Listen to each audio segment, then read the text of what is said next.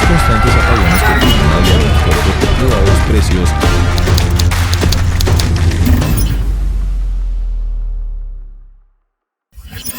Saludos amigos, buenos días. Les habla Denise Pérez. Estamos hablando claro hoy en el estreno de este programa que para mí va a ser, ¿verdad?, una parte importante de mi vida, pero también quiero que lo sea para ustedes. Queremos hablar de todos los temas que están surgiendo en Puerto Rico, queremos hablar de todas nuestras situaciones, pero como siempre les he dicho en cualquier otro foro, es importante que hablemos de los problemas, pero también de soluciones, que también conversemos sobre cómo se pueden evitar nuestras cosas cíclicas que pasan en Puerto Rico, que siempre es una de mis críticas. Yo creo que en 25 años los problemas casi todos son los mismos que yo empecé a cubrir cuando era chiquita, como yo digo, cuando era chiquita.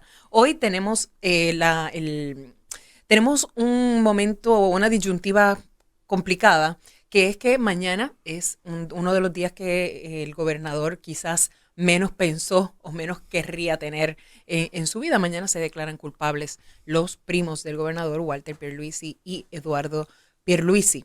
Y aquí aquí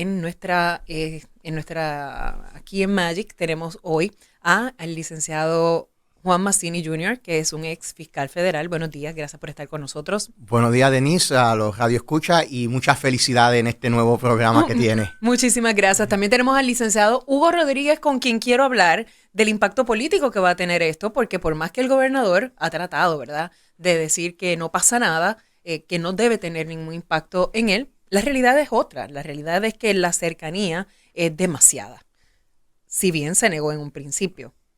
Bueno, primero, buenos días. Buenos días, segundo, licenciado. Felicitaciones Muchas por este gracias. nuevo proyecto y agradecido de que me hayas invitado a ser parte de él en tu primer día, que estoy seguro que es muy significativo para ti. Y un saludo al compañero Mazzini y a los radioescuchas. Bueno, ¿qué va a pasar? Yo quiero la posición del fiscal Mazzini, porque estos procesos de declararse culpables son procesos bastante más largos. Esto comenzó con un allanamiento federal, de hecho, a unas oficinas que quedan aquí muy cercanas a Magic. ¿Qué pasa desde el allanamiento hasta el proceso que se supone que ocurra mañana, licenciado? Bueno, en realidad no sabemos. Yo te puedo explicar más o menos el proceso usualmente y cuál es nuestro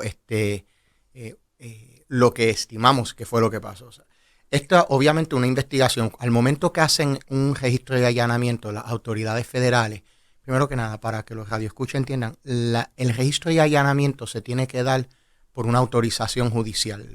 El FBI, los fiscales no pueden ir meramente motu propio. Así que obviamente ya existía algún tipo de investigación al momento en que, creo que fue en noviembre del 2022, octubre o noviembre del 2022, ocurre el allanamiento. Ellos hacen el allanamiento y entonces ahí, dependiendo de la información que obtienen, continúan la investigación.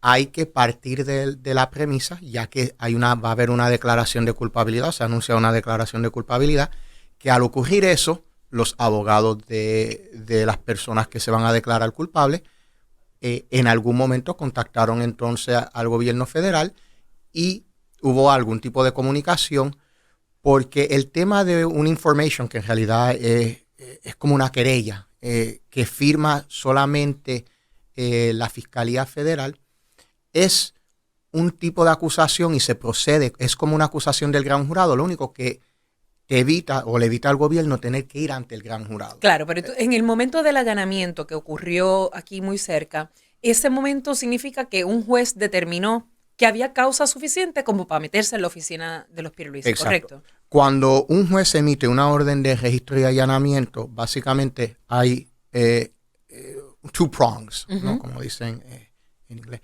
Uno es de que hay causa probable de un delito. Y dos, de que hay una probabilidad de que evidencia de ese delito se va a encontrar en ese lugar. Ese es el estándar que usa el juez para determinar. Esa solicitud es aprobada anteriormente por la Fiscalía Federal, pero es juramentada bajo una declaración jurada, bajo los hechos y describiendo cuál ha sido el proceso investigativo. Es jurada por un agente federal. en este caso, pues, habían oficiales de Housing Urban Development de la oficina del inspector general. Así que alguien fue ante el juez con la anuencia de la Fiscalía Federal para entonces solicitar eso, y el juez determinó que hay probabilidad de que se haya cometido un delito y que en los lugares donde se van a allanar hay probabilidad de que se encontrara evidencia de ese delito, porque tú pones, cuando tú haces esa declaración, tú pones lo que tú entiendes que vas a encontrar, o sea, documentos, computadoras, retratos, o sea, que de cierta manera facturas que validan entonces lo que tú estás buscando. ¿Y cuándo esta persona comienza a hablar? O sea, ¿cuándo es que está, en el caso específico de Walter y Eduardo Pierluisi, en qué momento es que llega el momento de decir, voy a levantar las manos? Eso es tan amplio y como el universo, o sea, puede ser al primer día, puede ser hace una semana, o sea, eso no lo sabemos y sería especulativo porque uno no está ahí, uno no está con las conversaciones, pero tengo que partir de la premisa, deberemos de partir de la premisa que en algún momento los abogados se sentaron, vieron la evidencia, porque parte de lo que sucede, si tú te fijas, a diferencia de cuando hay una acusación donde pues entonces ya hay un proceso jurídico y entonces el juez pone unas pautas de cuándo hay que cumplir con el descubrimiento de pruebas, cuándo hay que entonces producir moción y lo demás. Esto pasa directamente desde la fase investigativa a la fase de declaración de culpabilidad.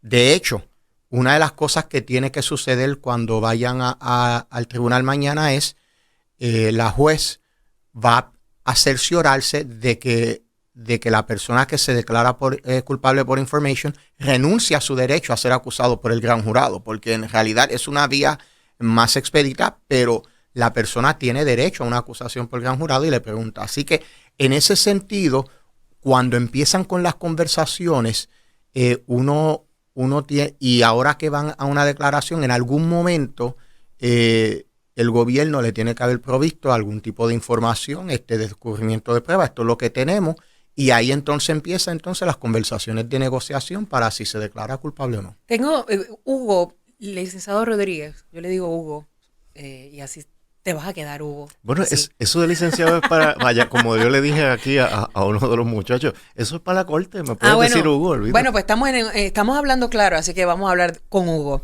Hugo, hay una cosa que me preocupa mucho de este caso, porque posiblemente sea un problema mayor a nivel de gobierno. Y ayer nosotros le preguntamos al secretario de la Vivienda, ¿cómo es posible que esta persona, que esta compañía, que estaban con contratos desde el 2006, no se le hizo nunca una auditoría? Entonces la respuesta fue, no, es que esto es como aleatorio. Se elige aleatoriamente. Bueno, aleatoriamente fue que nunca lo eligieron a esta compañía. Y no fue hasta que hubo el allanamiento que entonces comienzan a hacer unas auditorías, alegadas auditorías, y le cancelan el contrato. Esto es un problema serio cuando las auditorías son de esta manera. Bueno, es imposible encontrar la corrupción de esa manera. Yo pienso que, como tú dices, si estos contratos tenían ya tantos años, el hecho de que no se hayan descubierto antes mediante mecanismos de auditoría, revisión, por el propio Departamento de la Vivienda, el Contralor, Justicia, creo que pone un grave problema en cómo funcionan nuestras agencias. Y eso máxime cuando no estamos ante el primer esquema que nos sorprende y nos lleva a llevarnos las manos a la cabeza. ¡A rayo, esto pasaba aquí! Sino que es el mismo burdo esquema de siempre. Así que si ya hemos tenido que ese perro nos ha mordido tantas veces, ¿cómo es que no hemos implantado algún mecanismo para perseguirlo y para descubrirlo antes? Entonces, cuando los federales entran y uno se pregunta por qué esa pasividad del gobierno local, siempre te dicen, no, que es que allá hay más recursos, que es que allí sí tienen con qué investigar. Pero caramba, aquí hay unas agencias encargadas de esa misma función, claro, y vemos siempre la ausencia. y que solamente se mueven una vez ha ocurrido una acusación. Bueno, en mi barrio, en mi campo, en el barrio Cañamoncito, le dicen que eso después que le vieron al perro, entonces dijeron que eran más. Pero todo el mundo lo sabía. Ese mismo refrán se me vino a la mente, pero no me iba a atrever a decirlo. Pero yo le dije lo más bonito. Estamos hablando claro. Así que esa es la traducción. Massini, ¿qué puede pasar mañana en el tribunal ante la juez Camille Vélez? Lo que va a pasar es que simplemente se declara culpable o vamos a tener el nitty-gritty del esquema. ¿Se va a conocer? Bueno, por lo que entendemos, primero que nada, el proceso es el siguiente, según lo que entendemos y lo que se ha reportado. Va a haber una declaración de culpabilidad de cada uno de los hermanos Pierluisi y también de la empresa. De American Management. Ese que va a estar también acusado y declarado culpable el CEO. Correcto. Entonces, ¿qué sucede? Primero que nada, hacen las comparecencias, se va a radicar la querella, la information. La juez irá por el proceso de asegurar de que la persona renuncia a su derecho a ser acusada por el gran jurado. Entonces, luego viene la alocución. La alocución de usted hizo esto. Partimos de la premisa de fiscalía. No, la alocución la hace el acusado. O sea, porque eso es, la juez tiene que cerciorarse, en cualquier declaración de culpabilidad, el juez tiene que cerciorarse de que la persona en realidad cometió el delito. Entonces le hace preguntas, ¿usted recibió este dinero? Un caso simple. Es una alocución de una importación de narcóticos, de tráfico de droga. Pues el juez dice, ¿y usted trajo cocaína? ¿Y usted la recibió en dónde? ¿Y usted la manejó a dónde? ¿La llevó a dónde? ¿Usted sabía que era cocaína? Así que detalles vamos a tener. O sea, que durante esa alocución le van a preguntar, usualmente eso viene en un documento que se llama el Statement of Facts, la declaración de hechos. Sí. Y un documento que se aneja, también se radica, y básicamente indica qué fue lo que hizo para cometer el delito. Partimos también de la premisa, que sabremos mañana, que hay un acuerdo de culpabilidad, un plea agreement, como se dice en inglés. Un acuerdo de culpabilidad, que no es lo mismo que un acuerdo de cooperación. Vamos a estar bien claros. Que tenemos que aclarar eso porque, qué bueno que lo trae, lo tenemos que aclarar porque aquí otra de las cosas que se ha dicho es que te declaras culpable. Porque esto tenemos que entender desde dónde comienza. Esto no comenzó con Walter Pierluisi, esto comenzó con John Blakeman, que fue el director de Vivienda Pública bajo la administración de Pedro Rosselló, y que en el caso de Wanda Vázquez, pues se declaró culpable por el revolú del banquero venezolano. Y parece que pues él sí está cooperando. Él sí cooperó y cooperó suficiente como para que le hicieran el allanamiento a Walter Pierluisi, etcétera, que es un administrador de residenciales públicos. Así que la pregunta es, ¿va Walter Pierluisi a cooperar? Porque no necesariamente tiene que ocurrir. Yo, antes que sigamos, quiero decir, nosotros no sabemos si Blakeman está cooperando o no. Lo otro es, han habido unos reportes. Él se declaró culpable y no lo han sentenciado. Eso parece que está que te canta. Pero recuérdate una cosa, no necesariamente tenemos que ser un poco cuidadosos, porque él puede estar cooperando. Si está cooperando, puede estar cooperando en otras cosas y no tiene que ver con esto. Claro. O sea, que no podemos hacer el leap de que como se declaró culpable y el hecho que no lo han condenado, que entonces, de cierta manera, de hecho, hay reportes por ahí diciendo que dicen que no, que en este tema él no está cooperando. We don't know, no deberíamos de especular. Si está cooperando o no, ya eso es algo para la autoridad y para sus abogados. Lo que sí es importante aclarar, el hecho de que una persona se declare culpable por information no necesariamente tiene que ver o indica que está cooperando, que hay un acuerdo de cooperación. De hecho, su abogado ha dicho que no. Osvaldo Carlos ha dicho que no, que este caso termina aquí, dijo él. It could be, o sea, no sabemos. Sí. Pero, de hecho, hay gente que luego que lo sentencian bajo las reglas de procedimientos criminales federales, se permite que una persona que luego que es sentenciada pueda entonces ir a donde la fiscalía y decir, quiero cooperar o quiero... Lo que pasa es que una vez que ya está encontrado culpable y sentenciado, pues quizás se minimiza lo que puede colaborar y todo lo demás. Pero en cuanto a mañana, se presenta el information, la juez entonces va a saber si renuncia válidamente para que entonces se pueda proceder de esa manera. Se hace el acuerdo de declaración de culpabilidad y se declara culpable. Y entonces le ponen un día de sentencia, que se puede luego pedir una prórroga, pero se pone el día de sentencia y quizá, y concluyo con esto, lo otro que se determina es si se mantienen en libertad o no, porque una vez que una persona se declara culpable o es encontrada culpable, cambia entonces el paradigma, ya no hay una presunción de inocencia y entonces parte de lo que sucede es que el juez determina si la persona se queda bajo fianza o no. En este caso, vamos a partir de la premisa que los van a dejar. Esta mañana, sin duda, va a ser el día más importante porque sabremos todos los detalles. Mientras tanto, lo que hemos estado básicamente viendo posibles escenarios. Hugo, ¿cometió un error el gobernador de Puerto Rico al principio cuando dijo los primos terceros? Por supuesto que sí. Pienso que todo el mundo percibió lo que fue su esfuerzo de poner una distancia entre esos familiares y él. Y me parece que se vio obligado a recoger vela y a hacer ahora todas estas declaraciones de mis primos y estoy apenado con ellos porque son mi familia.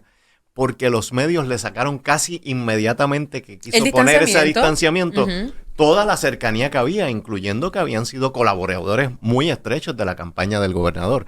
Así que por eso hemos visto que él ahora está diciendo me siento apenado, son mis primos, de todas formas son mis familiares, e incluso tratando de decir como que en cada familia hay alguien que mete la pata, en cada familia hay alguien que falla.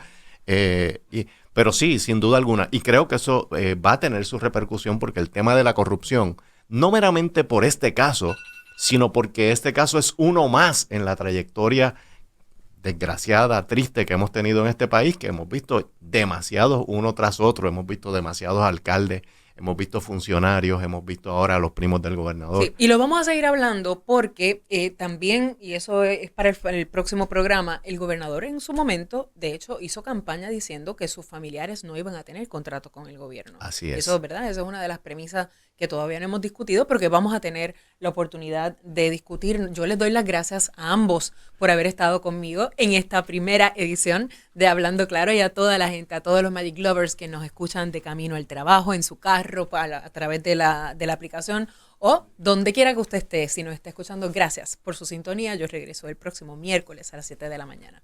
No se lo pierdan. Los constantes apagones que tienen a por propiedades, precios